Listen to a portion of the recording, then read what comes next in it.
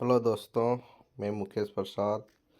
हम पढ़ रहे हैं हिंदी साहित्य में भक्ति काल। आदि काल हम पढ़ चुके हैं, अब हम भक्ति काल पढ़ रहे हैं। भक्ति काल में भी हम निर्गुण भक्ति में ज्ञान मार्गी संत कबीरदास को पढ़ रहे हैं। तो कबीरदास को जानने के स्रोत देखें तो मुकुंद दास द्वारा रचित कबीर चरित, दूसरा जो ग्रंथ है वो नाभादास द्वारा रचित भक्तमाल है, तीसरा ग्रंथ प्रियदास का है भक्तमाला की टीका,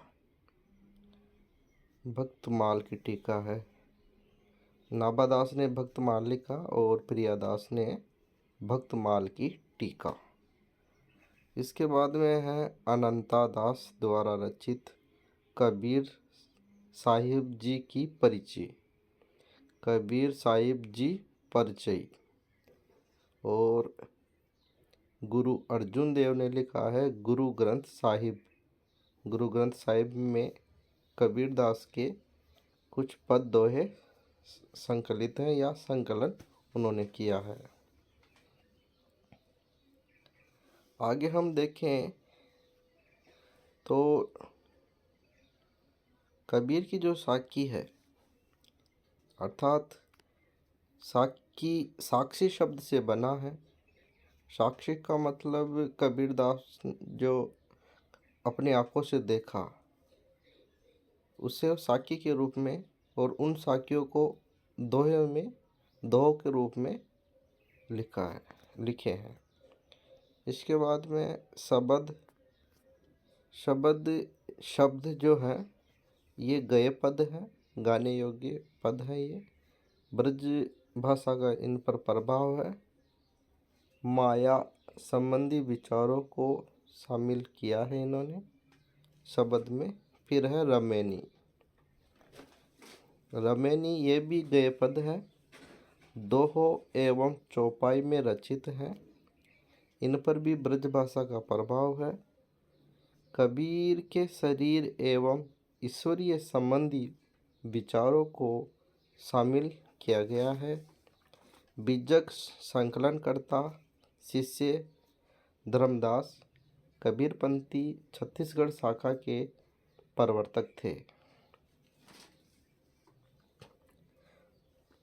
हजारी प्रसाद द्विवेदी जी कबीरदास को मस्त मौला, फक्कड़, अक्कड़, नेहीर, प्रचंड, दिल के सांप, दुरस्त, कोमल, कठोर, अस्पर्श, कर्म से वंदनीय, युगा अवतार की शक्ति, युग प्रवर्तक आदि नामों से पुकारे हैं।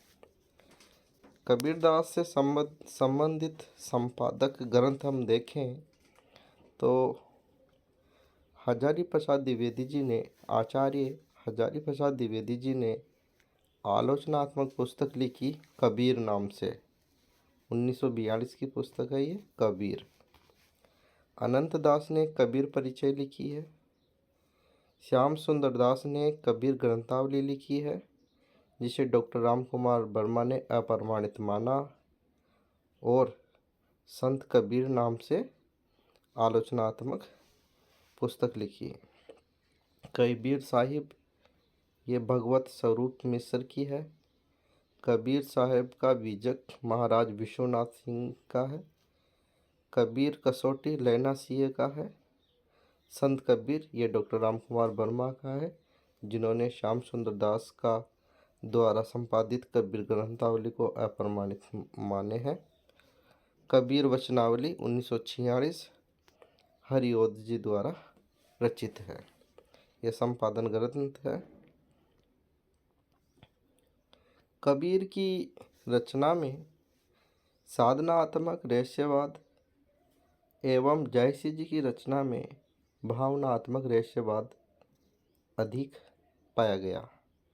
हालांकि कबीरदास की रचनाओं में साधनात्मक एवं भावनात्मक दोनों प्रकार के रहस्यवाद हैं, लेकिन साधनात्मक अधिक है। कबीर से बड़ा मूर्ति भंजक इतिहास में दूसरा नहीं, ये शुक्ल जी ने कहा है। कबीर अवधि के प्रथम संत कवि हैं, ये बाबू राम सक्सेना जी का कथन है। बच्चन जी कहते हैं कबीरदास को फर्स्ट क्रांतिकारी या रेडिकल सुधारक।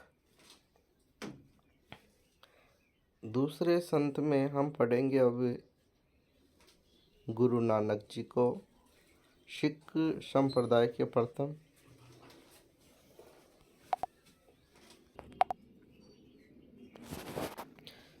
हाँ, तो हम पढ़ रहे हैं गुरु नानक सिख संप्रदाय के प्रथम गुरु एवं प्रवर्तक थे।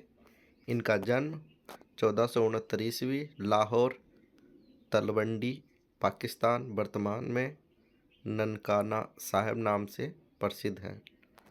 इनकी मृत्यु 1538 ईस्वी की है। पिता इनके कालूचंद खत्री हैं, माता सुलक्षणी तृप्ता है दूसरा नाम इनका। पुत्रों के नाम देखें गुरु नानक जी के पुत्रों का नाम तो श्री चंद एवं लक्ष्मी चंद है।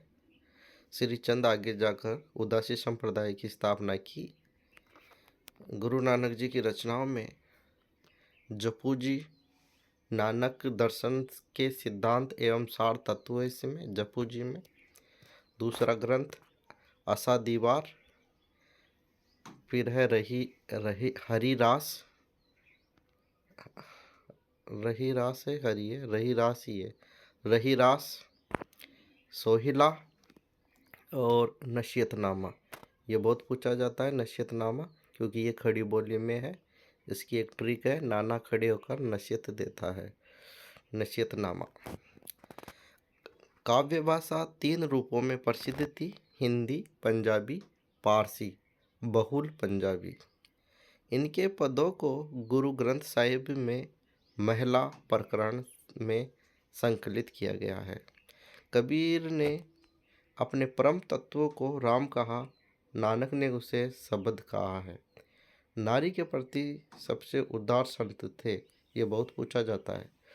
मुसलमान शासकों का प्रत्यक्ष विरोध करने वाले संत गुरु नानक, ये भी बहुत पूछा जाता है, मोस्ट है।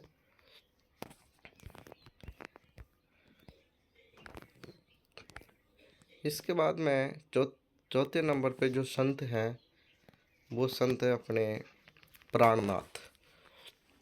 इनका जन्म गुजरात जामनगर में हुआ है। करमभूमि बुंदेलखंड के सबसे बड़े प्रभावशाली संत थे ये,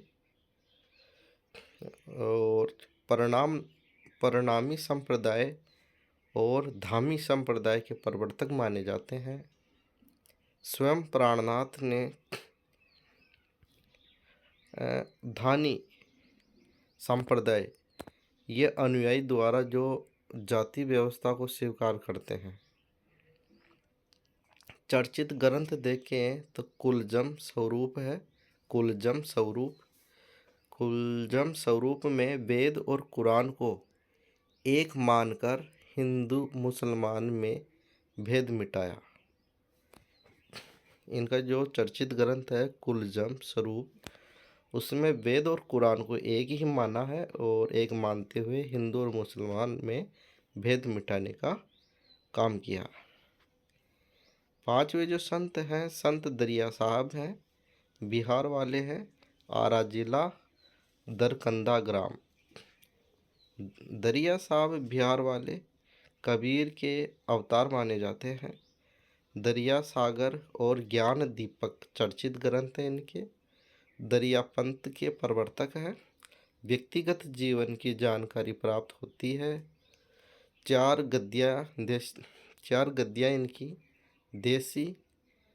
इसके बाद है बेलफ, मिर्ज़ापुर और मनुबा चौकी। शिष्य देखें तो दलदास जी हैं। 6ठे नंबर के दरिया साहब मारवाड़े वाले हैं, ये भी संत हैं। इनका जन्म 1676 जैतारण जाति दुनिया जैतारणी स्थान है और दुनिया जाती है। दादू दयाल का अवतार माने जाते हैं दरिया साहब मारवाड़ वाले। कविता के क्षेत्र में कबीर को अपना गुरु मानते हैं। अगले जो संत है अपने पास वो है संत चरणदास जी। जन्म इनका अलवर, डेहरा ग्राम अलवर, जाति बनिया, वास्तविक नाम रणजीत। चरणदासी संप्रदाय के प्रवर्तक माने जाते हैं। इनकी 2 शिष्या प्रसिद्ध है जिसमें दयाबाई और सहजोबाई।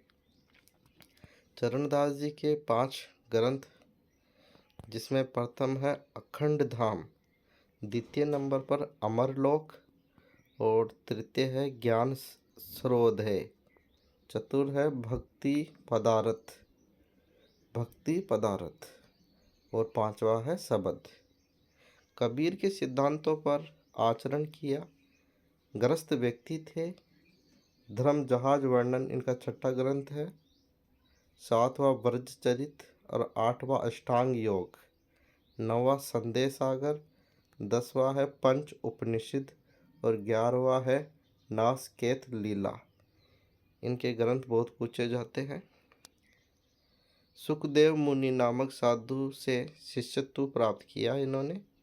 इनकी पंक्तियां देखें तो आंसू पर आंसू गिरे, ये इनकी प्रसिद्ध पंक्तियां हैं। इनके ग्रंथों को आप नाम याद रखें।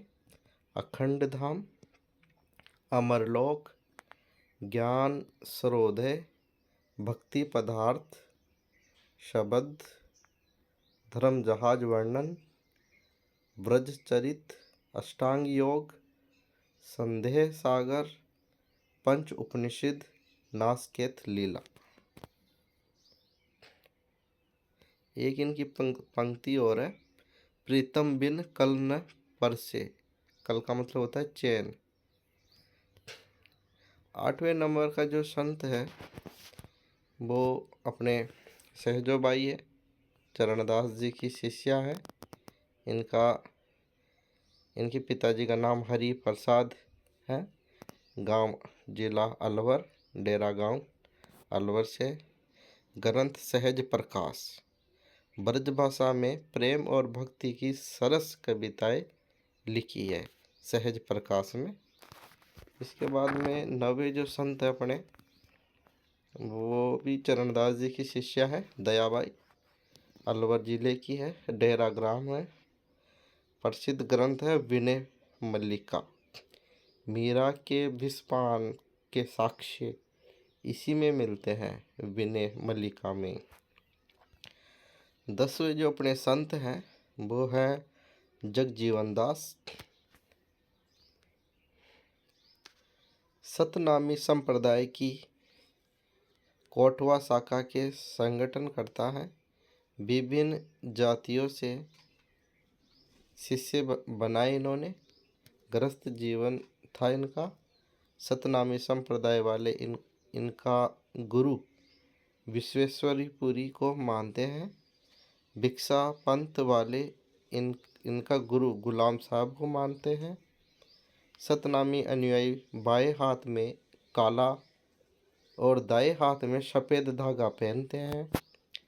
बाबरी संप्रदाय के संत बुल्ला साहब गोविंद साहब ने सफ़ेद काले की दीक्षा दी थी। रचनाएं देखें तो ज्ञान प्रकाश बहुत प्रसिद्ध रचनाएं हैं। ज्ञान प्रकाश, शब्द सागर, महाप्रत्यय, प्रेम पंथ, प्रथम ग्रंथ आदि। 11वें नंबर के संत हैं पलटू दास, बाबरी संप्रदाय से दीक्षित है और गुरु है भिक्षा साहब। अवध के नवाब सुजाउद्दौला के समकालीन थे। विचारों की स्वतंत्रता के कारण जीवित जला दिया गया था।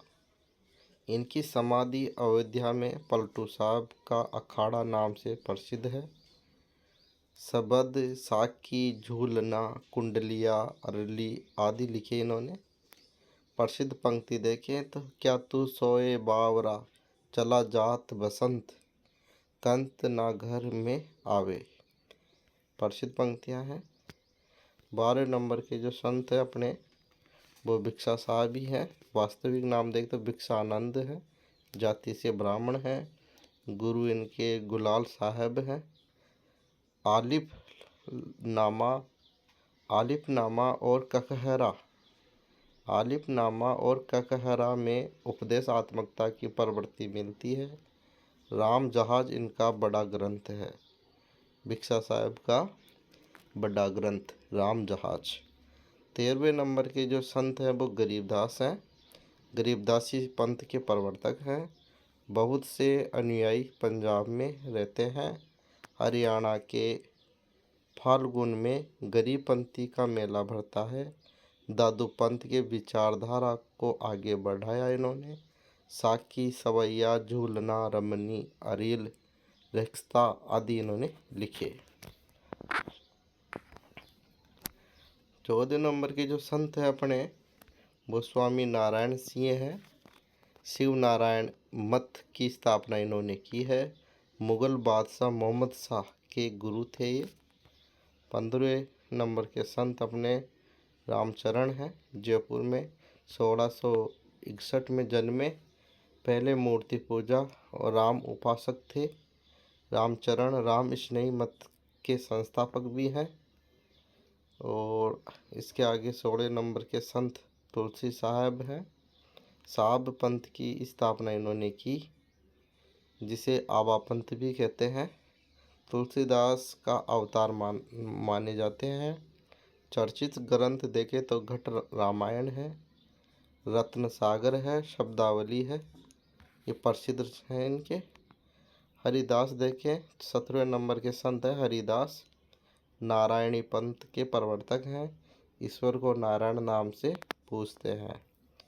इसके बाद में धरणीदास हैं, बिहार के प्रसिद्ध संत। ग्रंथ प्रेम प्राग से इसका। 19वें नंबर के जो संत है शेख फरीद है, बलवन के दामाद है, गंजे शंकर नाम से प्रसिद्ध है। गुरु ग्रंथ साहिब में इनके पद मिलते हैं। 20वें नंबर के जो संत है मथुरादास जी हैं, मलुकादास के शिष्य हैं। मलुक परिचय नाम से गुरु की जीवनी इन्होंने लिखी है। 21वें नंबर के संत गुरु अर्जुन देव, गुरु ग्रंथ साहिब का संकलन करता है ये। 6000 पद संकलित किए। चर्चित रचनाएं देखें तो सुखमणि, 52 अखरी, 12 मासा। 1606 में जहांगीर के समय इनको फांसी दे दी गई थी। 22वें संत देखे तो गुरु गोविंद सिंह है, ये भी संतों की श्रेणी में है। 5 प्रिय शिष्य पंच प्यारे कहलाए। ये केस, खंगा, कड़ा, कृपाल और कच्चा धारण करते हैं। 1699 ईस्वी खालसा पंथ की स्थापना की इन्होंने। विचित्र नाटक आत्मकथा है। चंडी चरित ये बहुत पूछा जाता है। दुर्गा सप्तशती का अनुवाद है ये। 10म पातशाह है, ये ग्रंथ का संपादक है। जफरनामा ये भी बहुत पूछा जाता है। औरंगजेब के काले कारनामों की लंबी सूची है जफरनामा। इस प्रकार हमने 22 संत पढ़ लिए। अब आगे और देखते हैं। 22 संत ही पढ़ेंगे। अब हम इनकी विशेषताएं देख लेते हैं संतों की। संत 15वीं शताब्दी भक्ति आंदोलन, निर्गुण मार्गी हैं और एकेश्वरवाद में विश्वास करते हैं। कबीरदास का रहस्यवाद है, आत्मा और परमात्मा को लेकर। गुरु का महत्व बहुत अधिक है। मूर्ति पूजा का विरोधी है संत साहित्य। शास्त्रीय ज्ञान का अभाव है। अहिंसा तत्व पर बल देते हैं। सामाजिक खंडन का विरोध करते हैं, मतलब ऊंच नीच भेदभाव का विरोध करते हैं। अद्वैतवाद को अपनाते हैं। काया की साधना पर बल देते हैं। अवतारवाद का खंडन करते हैं। वेदों का खंडन करते हैं। मोह माया ब्रह्म जीव जगत ये संतों ने ग्रहण करे उपनिषदों से। उलटवासियों का प्रयोग इन्होंने सिद्धों से लिया, प्रेम तत्व सूफियों से लिया। प्रतीक योजना रही इसमें, जैसे कि अंश को आत्मा का आत्मा का स्वरूप मानना। संदेश प्रदान काव्य रहा संतों का। नैश्चर्यवाद या क्षणवाद रहा। परम तत्व के साक्षात किए। इनकी भाषा जन भाषा या साधुओं की भाषा रही, साधुओं की भाषा। शांत रस प्रधान भाषा थी। राम नाम की इन्होंने आराधना की, स्मरण किया। दशरथ पुत्र राम इनके राम नहीं थे। भाव पक्ष प्रधान रहा इनका। सुरति यानी आनंद का महत्व। नृत्य यानी जगत प्रपंच से दूर। समता मूलक या समानता पर बल दिया। जातिवाद का विरोध किया। इस प्रकार हमने संत काव्य पढ़ा। ज्ञान मार्गी संत काव्य हमने पढ़ा। हालांकि पढ़ने में बहुत कुछ है, लेकिन मोटा मोटा हमने देख लिया।